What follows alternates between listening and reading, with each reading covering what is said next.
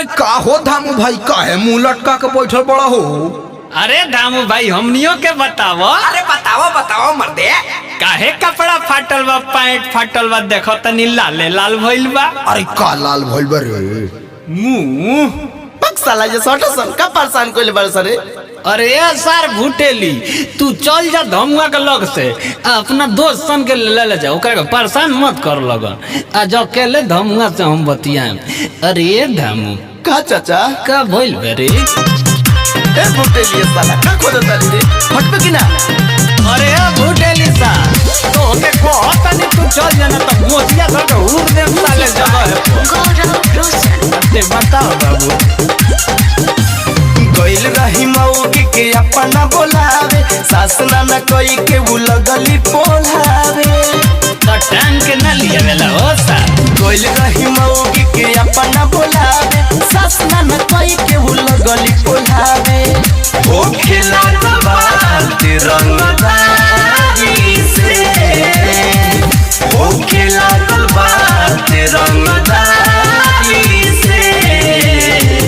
अरे दामू तू तो कमा गए हो, तू रंगदरिया देखा के नहीं तो ससुरारी में तोहरा खनी जवान रहनी न हो सा, तो सब कुर्ता झाड़ के ससुरारी में आई सारी लोग के सामने। बताओ साला मुंह खोल के बोल का बा। लो काका सुन लो, मार खा के आइल बहनी ससुरारी से, मार खा के आइल बहनी ससुरारी से।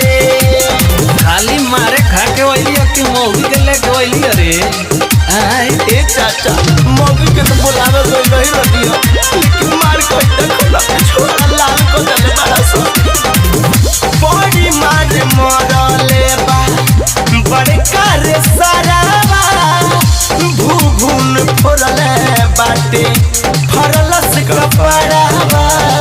तब तो पूरा फाड़ के लौटे को दले होई हो। बड़ी मार मरले बा बड़का रे सारावा, भूभून फोड़ले बाटे फरलस कपड़ावा।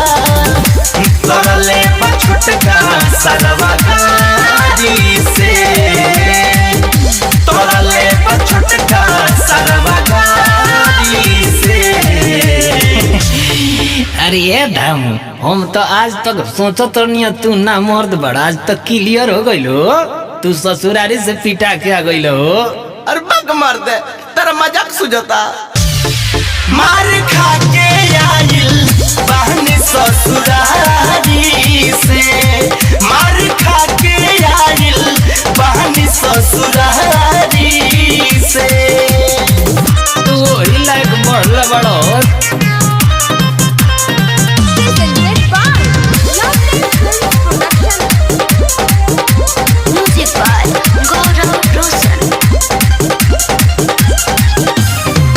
चलल नहीं जाता हमसे देह सारा बठता, भाला से गाथ देहब ससुर जीवा कहता। छोलनी दिखा के नहीं घोसन दगले। चलल नहीं जाता हमसे देह सारा बठता, भाला से गाथ देहब ससुर जीवा कहता। धामू डरल बानी गद्दारी से, राजकिशोर डरल बानी गद्दारी से। आई हो माई, तोरा ससुररिया के सब गोबर के खानदान के हो सुनकारे साला खाली ढिचकू ढिचकू मार धड़ के फिर में बड़ा सन लाइव मर्डर कर दिया सन। मत जाइए मार खा के आइल बहनी ससुरारी से,